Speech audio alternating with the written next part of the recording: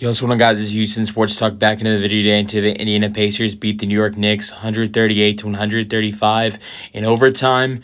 Unbelievable game. Unbelievable game. And the Pacers have they've done it again. Of these amazing comebacks, we've seen it in every round now, where they look dead. They look absolutely dead. And I think that in any game now, whether it's them playing New York or, I'm going to be honest, Minnesota's not winning the series against OKC. If they move on to the NBA Finals and face OKC, if you have a big lead, whether you're the New York Knicks in the rest of this series, or if it's facing potentially the Oklahoma City Thunder in the NBA Finals, you can't turn your back on this Pacers team. To be down 14 points with 2 minutes left is unbelievable. Playoff teams were like 0-900, teams were down like 0-900 when down 14 points. In the last 900 times that a team has been down 14 points with 2 minutes to go. And it's just unbelievable the fact that this Pacers team still won. Look, I think you can look and say maybe the Knicks struggled. There were some missed shots the Knicks had that hurt them in this game. But I don't look at it with the way, when New York had those comebacks in the first two games against Boston shot terrible. Like, New York, I thought, was not that bad. They put up 135 points on the board today, 125 through four quarters, where they had 35 points in the fourth quarter. So, but this was just a game where the Pacers couldn't miss. It was incredible to watch. It really was. This Knicks team, like I said, they were up 14 points with 2 minutes to go. It was 116 to 102. Next thing you know, it's 125, and we're going to overtime. But we can talk about the Tyrese Haliburton game-tying shot that he hit. Unbelievable play. I mean, I remember watching it, and I'm like, he has the opportunity to go to the rim. He kind of loses the ball a little bit. And I was like, go to the rim, and he steps back. I was thinking it was a 3-pointer that he was about to hit. I didn't realize his toe was on the line, and I thought, oh, this is a dumb idea. And honestly, was it a good shot by Tyrese Haliburton? 100% yes. Was that a good decision by Tyrese Haliburton when he had the opportunity to potentially go to the rim and take a long jump shot? I don't know. I don't know if you would say that was a great decision by Tyrese Haliburton, but it still panned out. That shot still worked out. Haliburton was great today. I'm not gonna say anything bad about him. Well, I didn't like how, the choking and at the end of the game in overtime, there's 0.2 seconds left, and the Pacers were inbounding the ball. If you guys didn't know, you can't shoot a basketball with 0.3 seconds or less. So, Tyrese Haliburton just passes the ball into Karl-Anthony Towns to screw with him. I didn't like that, and I also didn't like the choking thing. Doing things like that, it can motivate the other team to want to beat you more. And like that Karl-Anthony Towns thing, at the end of the game, Karl-Anthony Towns seeing, Haliburton do that at the end of the game to him might motivate him to come out strong, even though he was great in this game tonight. I don't think there were many mistakes that Karl-Anthony Towns made. I mean, you can look at the missed free throw he had hurt them late in the game. They were up 124 to 121. He makes his first free throw, but then misses his second. But you can also look at the same thing with OG Anunoby. It was 125 to 120. It was 124 to 123. OG Anunoby has two free throws trying to give the Knicks a 3-point lead. OG misses the first and then makes the second. So you can point the finger to missed free throws with both OG and Cat late in the game. But this was just, I don't really point the finger to any of the Knicks players. I thought they played great tonight. I thought Brunson and Cat were great. This was about the dominance of Tyrese Haliburton and Aaron Nesmith, and that's the guy I want to talk about. Aaron Nesmith, he's insane. It just felt like he could shoot from anywhere in the court and it would still go in. And he made 7 3-pointers in a row. He was 8 for 9 from 3 in this game tonight. Aaron Nesmith had the second best 3-point percentage in the league this year during the regular season at like 43%. In the postseason, he's also at the top at 48%. But that was before tonight's game. What is he at after 8 for 9 from 3? Almost 54% from 3 for Aaron Nesmith in the postseason. That is unreal. They won this game because of Aaron Nesmith. It's not because of Tyrese Haliburton. Sure, they went to overtime because Haliburton. Sure, Andrew Nembhard made some great plays in overtime. He was great for them in overtime. But they don't win this game without Aaron Nesmith and some of the shots he hit. They only got back in the game because of that. So he is the MVP of this game for the Indiana Pacers, 100%. 4 for 4 at the free throw line as well. 9 for 13 from the floor. 8 for 9 from 3. Unbelievable.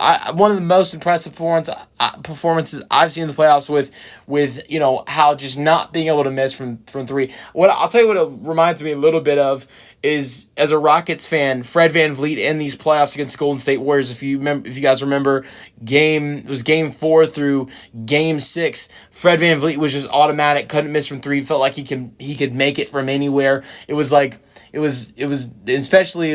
was the way for Fred VanVleet in game 4 against the Warriors. So that, I had flashbacks of Aaron Nesmith, what he did tonight. I had flashbacks of some of the things that Fred VanVleet did for my favorite team, the Rockets, in this postseason. And I just, look, Fred VanVleet had, a really nice postseason from 3. Here's another guy that Aaron Nesmith has had an unbelievable postseason from 3. Now almost 54% from 3 after tonight's performance. But that doesn't mean Haliburton wasn't good. Haliburton was good. I just think that Nesmith was the most important player of the game. But Haliburton still was their leading scorer, 31 and 11 assists, 12 for 23. I mean, he did take 10 more shots than Nesmith. Nesmith had a lot more efficiency in this game. But like I said, Nembhard was big in overtime. He hit clutch shots in overtime, had 5 points in overtime, made a really good defensive play on Jalen Brunson in overtime, knocking the ball to bounce to give the Pacers the ball. That's what really helped them win this ball game. He had 4 assists, 4 rebounds, but his best production came in overtime. And then Miles Turner started off this game hot, and then he just did not play a lot in the second half. 14 points, 5 rebounds. Pascal Siakam played 43 minutes, 17 points, 6 assists, 5 rebounds, 2 steals. He didn't do that good because Charles Barkley. I knew the second that Charles Barkley had Pascal Siakam to score 20-plus points, this would not be a good night for Pascal Siakam. I just had a feeling. Because he also had Karl-Anthony Towns to make 2 threes. I was like, oh yeah, Karl-Anthony Towns should do that. He hit 4. I think Jalen Brunson was in there as well with his points. I'm like, yeah, Jalen Brunson's going to easily do that. And I think one of the other ones was something with Haliburton, I think. It might have been Haliburton's threes or points or something like that. And I was like, yeah, I think Haliburton, Brunson, and Cat, that looks good. I'm like, oh, if one of these bets is not going to hit for Charles Barkley, which one would that be? And I was like, oh, Pascal Siakam. So, but still a great game for Siakam, though. 7 for 16 from the floor, 17 points, 6 assists, 2 steals, 5 rebounds. Off the bench, they had great production by TJ McConnell. He had an amazing second quarter for them. 10 points, 4 rebounds, 2 assists, 4 for 9 from the floor, 2 for 4 at the free throw line. 9 points for Benedict Mathurin. Did not play at all in the last series against the Knicks in the second round last year. 9 points for him tonight. 3 rebounds, 4 points for Thomas Bryant. Obi Toppin was amazing. 20 minutes, 8 points, 10 rebounds. Had an amazing putback dunk on a Haliburton miss when the Pacers were trying to come back. I think I gave him a 1-point lead. I believe I want to say it was 132 to 133, and that made it 134 to 133 if I'm correct. But the Knicks, look, like I said, Brunson and Cat were great tonight, and I think the problem was they played Josh Hart, OG Anunoby, and Mikal Bridges too much. And look, those guys are great. I'm not saying they were bad or anything, but those guys are going to get worn down in this series. This series, it's not like the bad thing about this series is you only have 1 day off. And if those guys play the minutes they played tonight in every other game, and I know the minutes are a little bit higher because it was an overtime game. Bridges played 46. Maybe if you remove overtime, that's 41. OG played 42. If you remove that, that's 37, which actually not that bad. Josh Hart, if you remove overtime, played 39, played 44 in the game. But that's a lot of minutes. You look at the Pacers starters, even though they played overtime, Haliburton 42, Nembhard 35, Turner 31, Nesmith 39, Siakam 43. We know Nesmith, Siakam, and Haliburton and Nembhard played the entire overtime, so just remove that by 5, and that's what you know that's what the minutes they were playing in regulation. So look how the Pacers they have a better bench, and that's what potentially you could say gives them the edge in the series. Because this Knicks team, look, you've got Deuce McBride, who I actually thought really had a good game, 9 points, hit a 3, 2 rebounds, 1 assist, got to the free throw line, 5 attempts at the free throw line, made 4 of those. Cam Payne, I thought got some good looks from 3, knocked down 2, 6 points. Mitch Robinson did a great job, 21 minutes, gave you 8 rebounds. The problem, and you tried checking in DeLon Wright in the game, but didn't play that much. The problem is that, there isn't a ninth guy off the bench. Like the Pacers have 2 guys, they have 4 guys off the bench who are double-digit in minutes. They've got a 5th guy who's even playing 7 minutes. Meanwhile, the Knicks only have 3 players who played off the bench.